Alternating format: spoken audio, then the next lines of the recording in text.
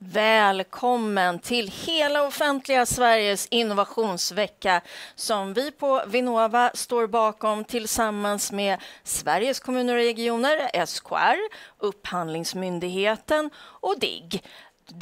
Myndigheten för digital förvaltning, och där vi tillsammans med kommuner, regioner, myndigheter och andra aktörer bjuder på erfarenheter, insikter och kanske nya frågeställningar också, kopplade till hur vi tillsammans kan utveckla den offentliga sektorn ännu snabbare.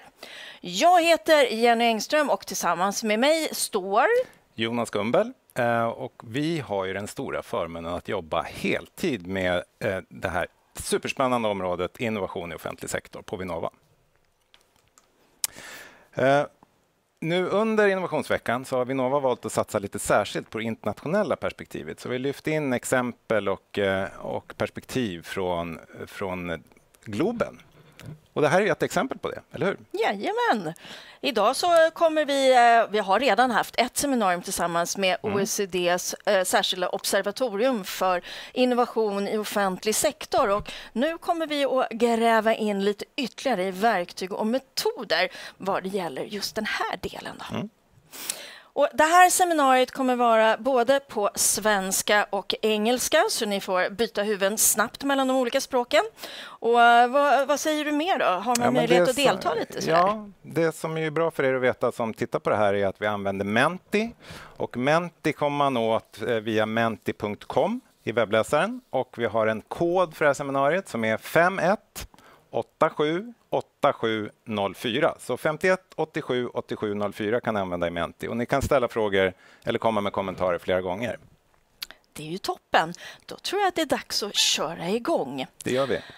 Varmt välkomna till seminariet där Vinnova tillsammans med OECDs Observatorium för innovation i offentlig sektor belyser frågan: hur stärker vi innovationsförmågan i våra verksamheter och organisationer och vilka verktyg finns?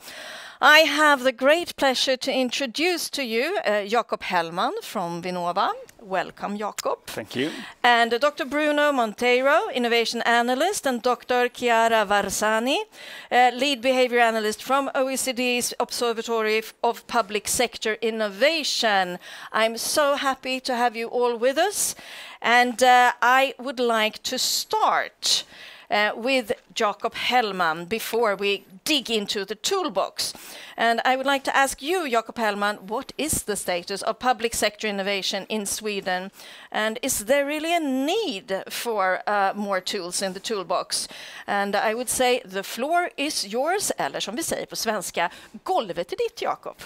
Tack så mycket, Jenny, för det. Och vad härligt att vara här och vad härligt att vi har den här innovationsveckan äntligen på plats. För mig och säkert många som tittar på det här så är det här lite av en höjdpunkt på året när man kämpar och sliter med de här innovationsfrågorna som är väldigt mycket hårt arbete, och nu har vi möjlighet att dela erfarenheter och få lära av varandra. Så det ska jag försöka bidra till också nu, att ge en liten bild av hur det står till med innovationskraften i det offentliga Sverige.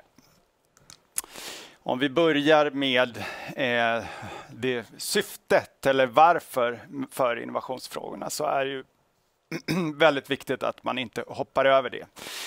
Jag upplever att det är ännu viktigare idag kanske att gå verkligen till botten med att prata om samhällsutmaningar och samhällsproblemen.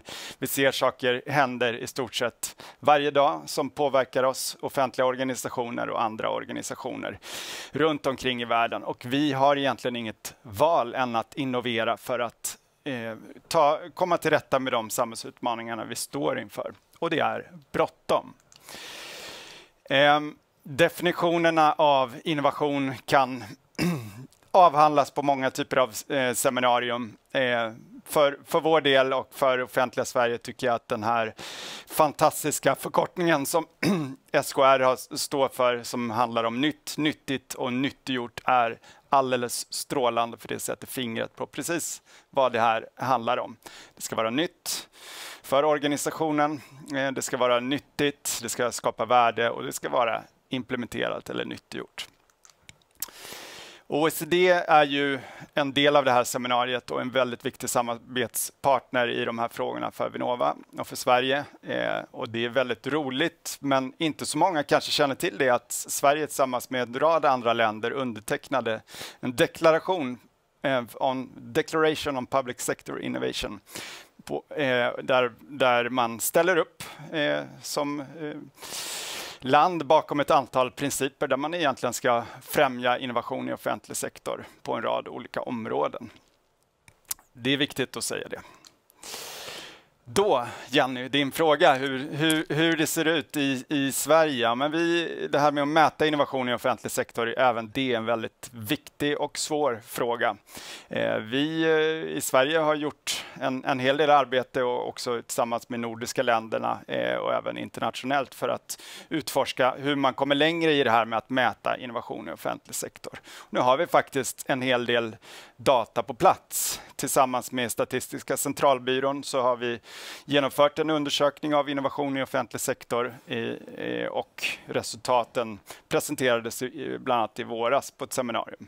Vi kan återvända till några data. Den här tycker jag är spännande, som visar på då andelen organisationer som arbetar systematiskt med innovation och där vi kan se att ungefär hälften av de svarande offentliga organisationerna säger faktiskt att man gör det. Så vi är halvvägs kan man väl säga. Regionerna ligger lite före, kommunerna lite bakom, statliga myndigheter ungefär i mitten i de här datan. Är det viktigt med en innovationsstrategi då? Ja, men ska återkomma till det. Det är kanske inte så viktigt med själva pappret, men att ha en riktning och att veta vart man ska. Det har visat sig vara väldigt viktigt.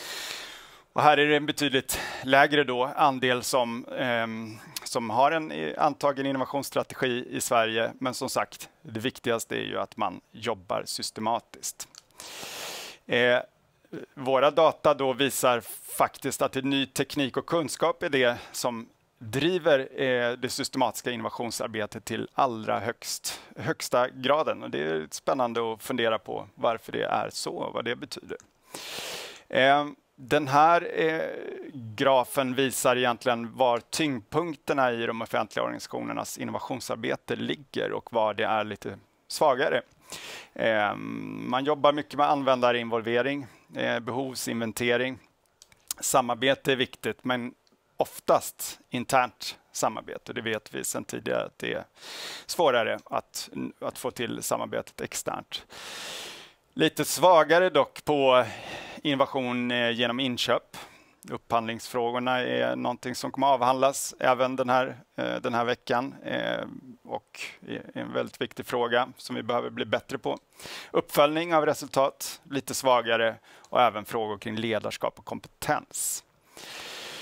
Det här är en annan rapport som vi också brukar prata om som är väldigt spännande, som fokuserar framförallt på myndigheter.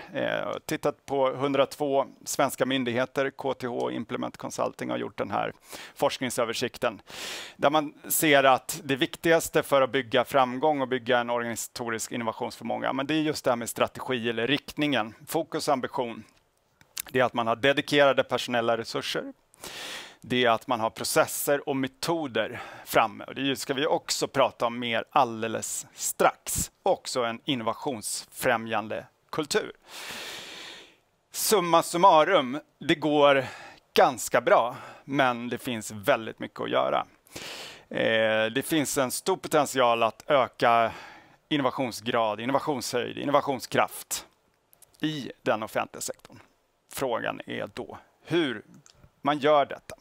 Från Vinnovas sida så pratar vi betydligt mer idag, och vi har hört det tidigare idag, bland annat från Darja då, att vi har en mycket bredare syn på innovation. Vi ser offentlig sektor som en väldigt, väldigt viktig aktör för att driva innovationsarbetet, och vi behöver vrida och vända på det här begreppet och vilka roller man har i systemet. Det tror vi är en väg framåt, att vi ser offentlig sektor som en del i ett större system.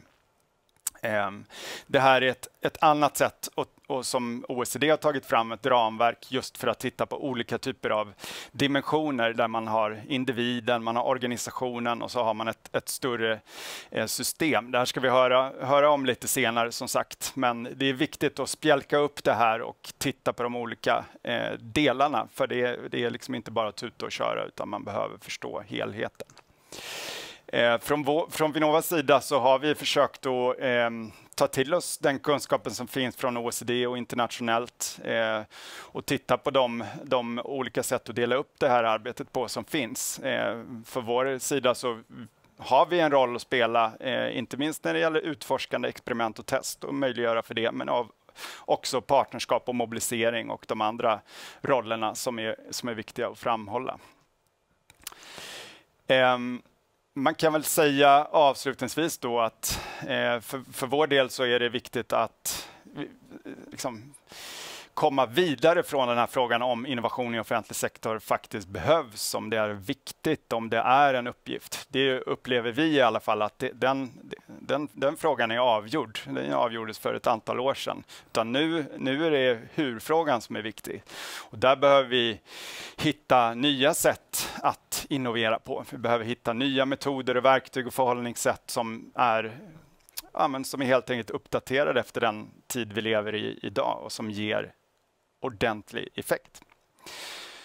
Så. Thank you, Thank Jacob. you. The conclusion on my side is that there is absolutely both room and a need for more tools in the toolbox. So therefore I am thrilled to turn over to you, Bruno Monteiro from OECD's Observatory for Public Sector Innovation, to give us even more insight into the OPSI Innovation Playbook. Honored to have you here, Bruno. Well, first of all, thank you so much, Jenny, for welcoming me in such a warm way.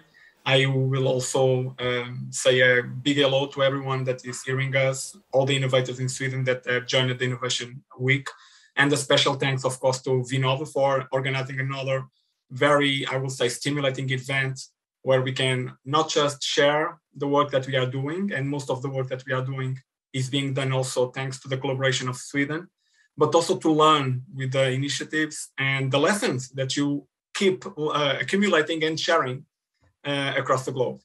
As it was previously shared, we have a very important instrument that is the Declaration on Public Sector Innovation. If you can turn the slide. So, as Marco has already explained in the previous panel, the declaration states a set of 5 high-level principles that try not just to state the commitment of all these 43 countries in pursuing public sector innovation, but also sets a direction where we can move forward and we can keep going on because, as Jacob was saying, innovation is a never-ending story. So it keeps needing this constant reinvention. And finally, of course, the declaration is meant to inspire action. However, if you take a look, a declaration, a document, an instrument by itself don't produce a change. That change needs to be operationalized at the ground level within public sector organizations, bringing together public servants and citizens in order to translate those very inspirational words into actions, practical initiatives. And in the next slide, we saw that we have this intention of converting principles, these principles that Marco has already mentioned, and I just showed, into concrete initiatives. And for that, we want to build an instrument that enable those principles to become accessible. That means that everyone can not just understand them, but use them in their everyday life. We will also want to bring them to an actionable state. That means convert actions into actual options that can be materialized, that can be integrated into projects and initiatives that we have as public servants. We also want this instrument to be user-centered. That means it should be an instrument to answer users' needs and should answer users' expectations and not adopting a top-down approach while designing this new instrument. For that, it was really important for us that while we are trying to build such an instrument, we have created a co-creation process and an experimentation process. We know that there is no silver bullet, but we can step-by-step approach a version that can be fit for the needs and the expectations of users, as I have said, and we can do that using an iterative process, an experimental process where we can test what we are doing, and we can do that integrating multiple perspectives. And one of the interesting aspects I want to highlight on this innovation playbook, as you will see in the next slide, is that this playbook was indeed co-created by a steering group of 12 countries that go from Australia to Sweden, and that brought all these different experiences because these countries have different organizations in their public administration. They have different histories. They have also different cultures. But it was really important to bring all these perspectives and to converge them into the definition and the design and the creation of an instrument that can have this kind of variable geometry to answer all these different contexts, priorities. And you will see in the next slide that doing a co-creation process, and you can keep clicking on that, this co-creation process, as you will see, meant that we were able to progress from a very initial mock-up. It's a very simple version of just 63 actions into a final version with more than 230 actions that included tools and that included also case studies. And this was only possible because we have all this contribution of different countries. We have all this approach in cycles where we created a version, we tested a version with potential users, we learned with that feedback, we created a new version, and we go step by step, I have explained it. For instance, the work that was done by Jonas Gumbel and all his colleagues, the colleagues that he mobilized from Vinnova, from the municipalities in Sweden, to test and to let us know what they think about the wordings, the structure of the playbook was absolutely critical. And as you will see in the next slide, we co-created the Innovation Playbook, but together with the Innovation Playbook, we found space for creating a package of associated materials. One of them was a tutorial video. It's a very simple video where you can learn how to use the Innovation Playbook. And the Innovation Playbook can be read as a usual document, but we push for the Innovation Playbook to be materialized in a do-it-yourself session. That means it's a collaborative workshop where you can gather members of your public organization and you can apply in a very interactive and a very, I will say, dynamic way, the Innovation Playbook, where you start from defining what is your challenge, you go to assess what is your capacity to deal with that challenge, and based on that assessment, you can identify potential actions to help you improve your situation. And the playbook gives you suggested actions, gives you tools, and provides you with case studies so you can identify where you can choose to move forward and to choose, let's say, line of action for the future. And also we have included instruments so users can provide us with feedback. So after using the Innovation Playbook, all users have the means to provide us with their opinion, with their suggestions. For instance, you probably have tried something innovative in your organization that you find could be interesting to include in the playbook. There is space for you to suggest that innovation to us. You have a different experience in using the Innovation Playbook. Please share that with us, because this can only work if we bring together this collective intelligence and we keep moving forward. There is no playbook that will stand forever if it is not being kept updated and adapted to the changing times. And I will just introduce you very quickly to the way the Innovation Playbook operates. So in the Innovation Playbook, you can start by searching for what is the challenge that you have. You probably are facing challenges in your public organization, in your workplace. It's part of the drill of innovating is to answer precisely to those challenges. So you can search for that challenge in the playbook. For instance, if you need to understand and measure the value and the impact of innovation practices, for instance. It is a very challenging aspect of innovation, how we can ascertain the impact of innovation. If you have that challenge, you can go to the playbook, click there, and then you will be directed to the next slide, please. The next slide, okay, thank you. So, okay, your problem is in assessing and certain measurements in innovation. So what are you doing for that? If you are already assessing the benefits of innovation, you are probably in the good direction. If not, if you need to improve there, you can click on that particular button. Let's call it that way, and you will be directed to the suggested actions. You will see a list of actions. Those actions were collected from a very diversified background of countries, as I have explained. You can try these actions.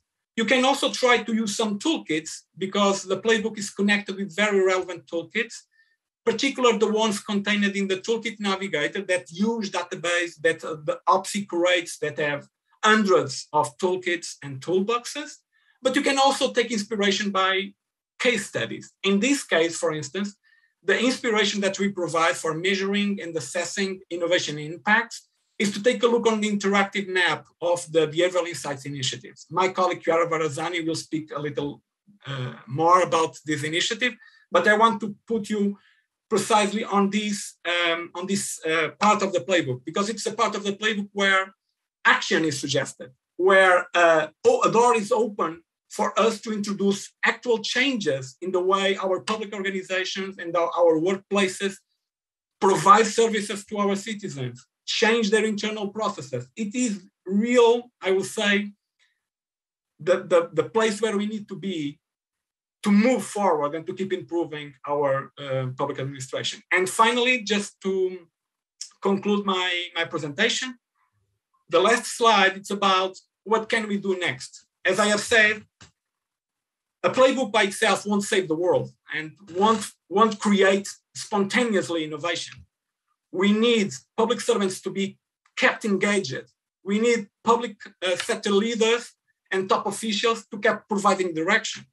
So innovation can actually materialize in our everyday lives. So some of the things that we try to do through the innovation playbooks are also aligned with that principle. We need to keep updating and keep translating the playbook itself into practices and initiatives. And we are not just participating in presentations like this one, where we try to engage new users for the innovation playbook and also learn with them. As I have said, we have a feedback channel, but we are also organizing sessions to train the trainers. That means sessions where the participants will become afterwards facilitators in further initiatives. So we can multiply and disseminate the innovation playbook step in a gradual way. Also, very important part is the translation of the innovation playbook. Our Swedish colleagues have translated the innovation playbook, have translated all the associated materials of the innovation playbook, because having the innovation playbook translated in the, let's call, national language, will enable that even more public servants will feel entitled, will feel comfortable and confident to use that innovation playbook. And that is something that is really important. We should have a very inclusive approach to innovation, and translation still is a very important part in that part. So the fact that we have innovation networks disseminating the instrument, and the fact that we have also this instrument being included in repositories of tools, helps create connections. We are not reinventing the wheel. We are just assembling a very important set of learnings from the countries, tools being created everywhere. So we really hope that these connections can keep generating synergies among the global community of innovators, and of course, including the community in Sweden. And with that, I will thank you. And that's if you click, it's my last slide. If you have any question, any challenge for us, please reach us. We hope that you can enjoy the Swedish version of the Innovation Playbook. It's out there. You can apply it for free. You can use it. You can deconstruct it. And we are looking forward to learn from the application that you are making of the Innovation Playbook. Thank you. That's all, Jenny. Thank you, Bruno. A dynamic, extensive toolbox. And as Jakob said, we need more tools. We are on our way, but we are not there yet. So we need the tools, and we are happy to be able to contribute. And we will talk a little bit more about where to find the Swedish version of the toolbox at the end of this seminar. But you are doing a lot of things over at OECD's Observatory for Public Sector Innovation. So now I would like to ask you, Chiara Varasani, to join us and to talk about behavior insight. How can that be something to put in our toolbox and use in order to make public sector evolve even further? Welcome, Chiara.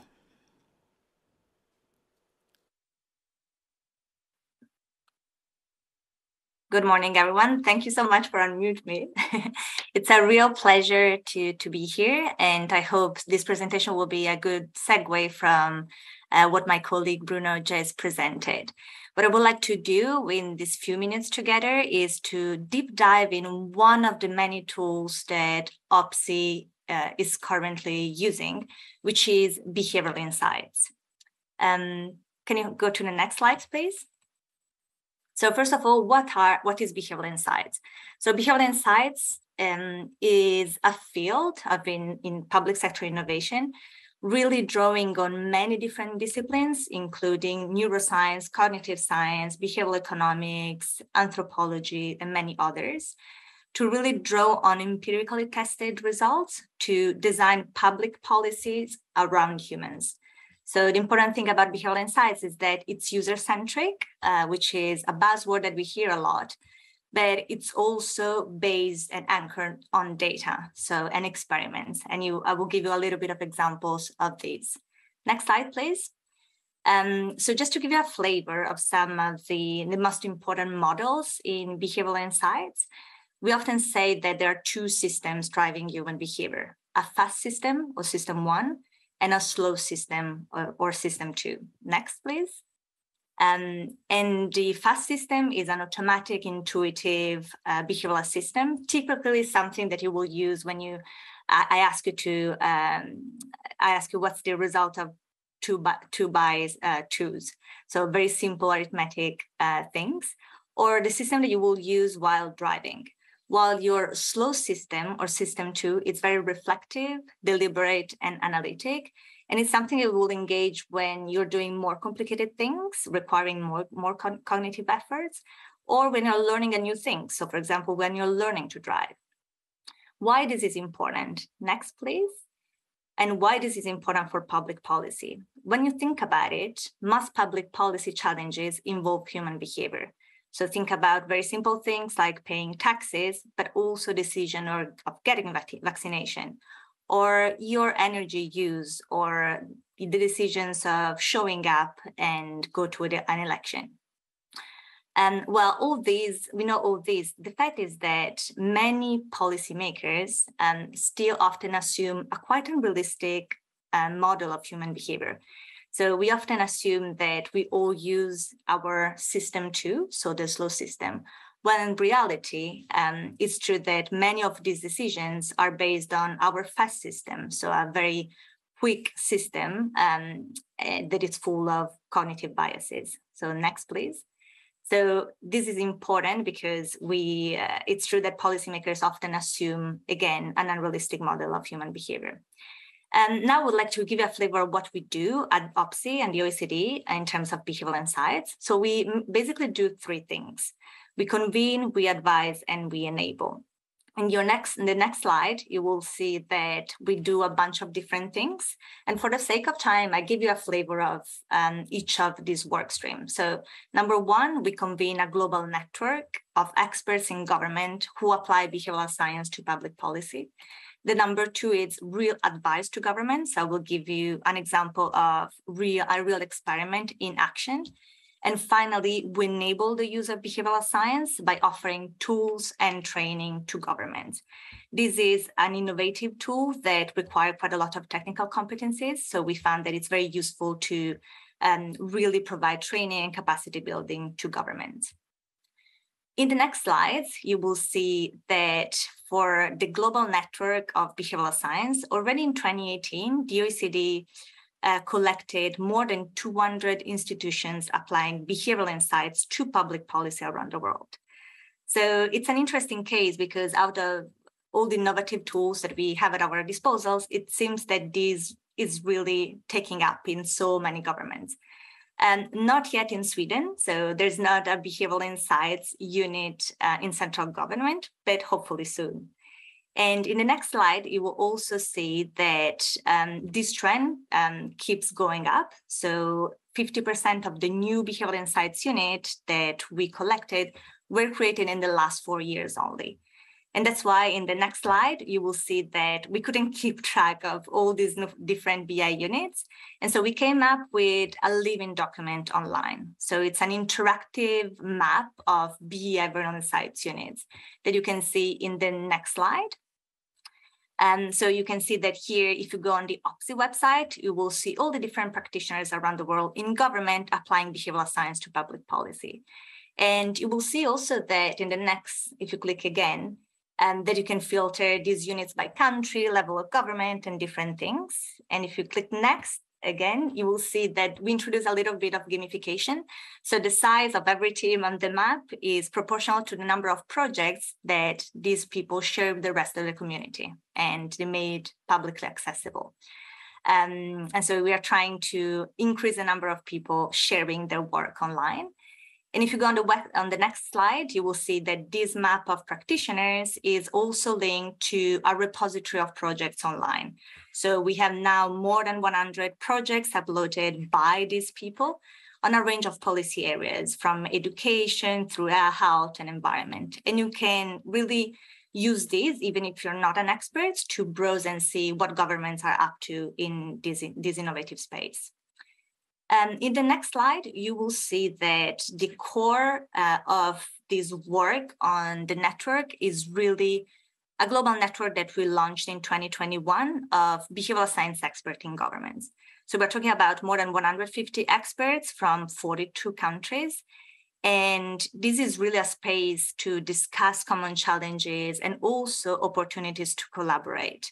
And it's currently chaired by the governments of Canada, France, and the US, and we'll be pleased to welcome more people from Sweden as well. So in the next slide, you will see that I wanted to give you an example of the kind of policy applications or real experiments that we do in the context of misinformation, for example. So next slide. This was a project in collaboration with the Canadian and French governments, in which we really wanted to try and understand and counter misinformation online with insights from behavioral science. So this was the first cross-border collaboration in this space, and really with the idea of generating new evidence with experiments and then inform policy response to the problem of fake news and misinformation. Long story short, the results found from these experiments found that sharing fake news is very different compared to believing fake news. In this experiment, we found that many people still share fake news, even if they say that these are not true. And so even if this is not a surprise for a behavioral science community, it's surprising for policymakers, because it means that we need to reassess our mental models of why we think that people share misinformation. And the other main results that we found is that by giving gentle nudges, so prompts online just before saying fake news, could reduce intention to share false information by 21%. So as Daria was saying at the very beginning, small changes can then lead to bigger changes. And this is really the bread and butter of behavioral science. By introducing these small nudges and small changes, we hope to then kind of encourage a larger behavioral change at scale. Next slide, please. The last part of our work that I wanted to show you is our work on tools and training and capacity building. And in this context, when I joined the OECD, I really wanted to work more on the problem of ethics that you will see on the next slide. I would say that this is something that, next slide, please. that will pertain to any innovative tools. You need to be sure that you are using these tools in a responsible way. And especially for behavioral science, when you're trying to understand and potentially change human behavior, you have to be very strict in terms of what are the standards that they're using. And so that's why, if you click next, we collected a bunch of different frameworks to come up with something very practical. So you will see in the next slide that we developed 3 different things. One is a checklist, so a practical tool designed for anyone to check the most important ethical pitfalls when using behavioral science. Then we also develop a set of prompting questions to prompt a deeper discussion on ethical challenges. And finally, a full guide going into the details with case studies and examples. So in the next slide, you will see, and even the next one, you will see an example of how then we can run training around this to really try to help policymakers and people working in government, ensuring that they're using this tool in an ethical way. So, for example, establishing clear criteria for why the target change should improve public welfare, for example, in vaccination. And the next slide as well, making sure that you anticipate unintended consequences. And you also think about subpopulation in terms of if you're scaling up your innovation to a larger population, potentially with different social economic background, it's important to take this into context. So next slide. Just wanted to finish up with kind of 3 main things that are guiding our work in OPSI in behavioral science. We would really like for this innovative tool to be across borders with more international collaborations across countries to better understand what works for whom and in what context, thanks to experiment. The second thing that we're pushing for is really to mainstream and integrate these into main policy, not only in policy implementation, but in policy design, and go beyond last mile solutions. And finally, we hope with the training and the capacity building to really incorporate behavioral insights capability within government to ensure a sustainable and enduring application over time. So I thank you for this, and I'm really looking forward to receiving any questions. And also feel free to get in touch if you would like to know more about this work. Thank you so much. Thank you, Chiara, and thank you, Bruno. I think we are all blown away with every possibility we have now in our toolbox. So I think we just need to get a bigger box in order to fit all the tools into the box. And I've got one question, and I will probably need to do this in Swedish, though. Jonas, jag har fått frågan, var hittar man denna toolbox? Den översatta versionen. Den översatta. Jag kan ju tipsa, jag tror inte att någon av dem nämnde det, men OECD och OPSI har ju en jättebra Toolkit Navigator. Så att om man googlar på det på OPSIs hemsida så ser man massa toolkits av alla möjliga slag som man kan använda om man jobbar med sitt innovationsarbete. Men det mesta där är ju på engelska då. Och en sak som visade sig i testet, som vi fick jättefin hjälp av Uppsala kommun som samordnade ett antal andra kommuner i att testa en tidig version av den här playbooken. En slutsats från det testet var att det behövs på svenska. Vi behöver göra det här på svenska. Det var ganska svår engelska och det är kanske fortfarande lite väl komplicerat språk, så den återkopplingen kanske vi får ta från er som testar det här och göra en ny version så småningom. Men man hittar den då, om man googlar på handbok, innovation, offentlig sektor och Vinnova, så tror jag man får fram det. Jag tror att det är enklaste vägen, så slipper ni de här långa sökvägarna. Men handbok är det vi har kallat det för. Och där hittar man ju inte bara då handboken som finns som en pdf, utan man hittar också stödmaterial där. Så det finns en guide om man vill köra en workshop med handboken som grund.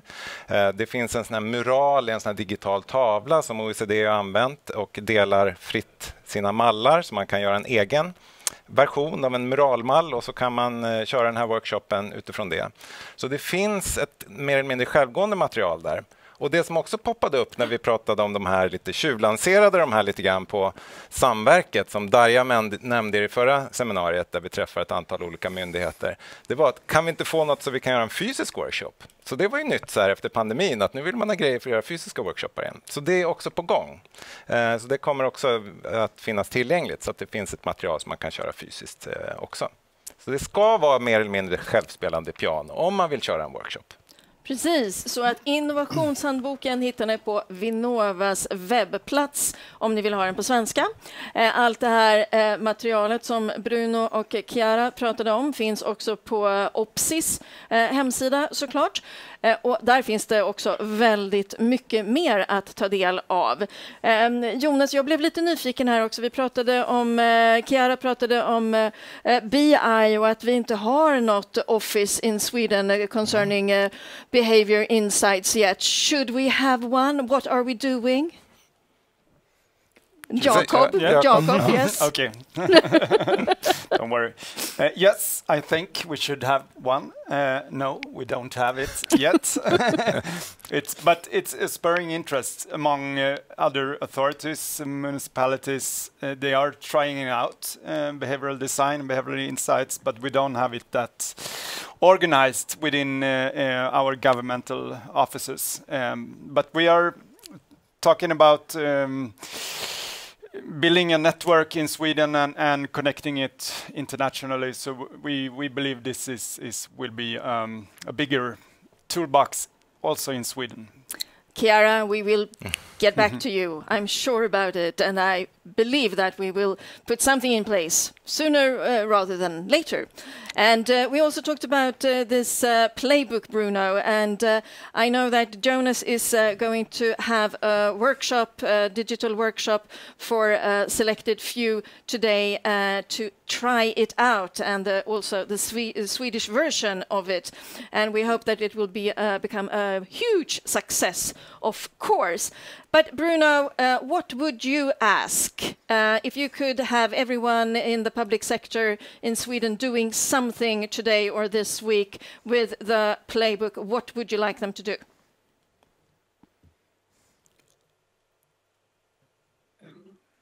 I need to unmute.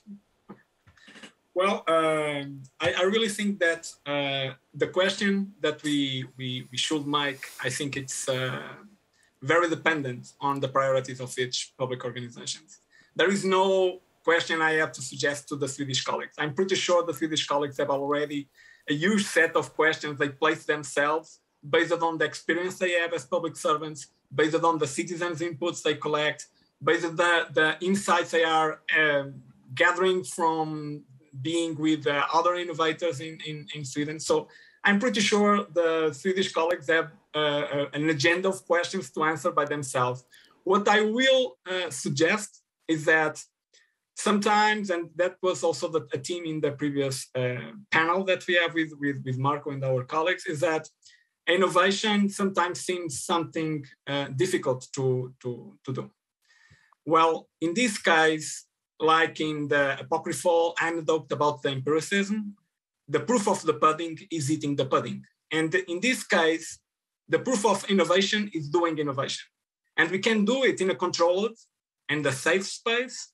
So we are not compromising anything, but doing this in an experimental way, like you are doing this afternoon with the Innovation Playbook. That is a selected group of people. They are offering themselves as testers of the Innovation Playbook.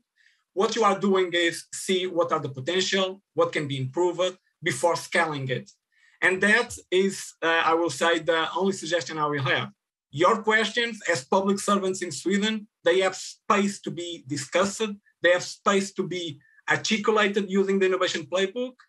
But there is space for you to rehearse and to try potential solutions for those questions. That's I will say, the message I want to share with our Swedish colleagues.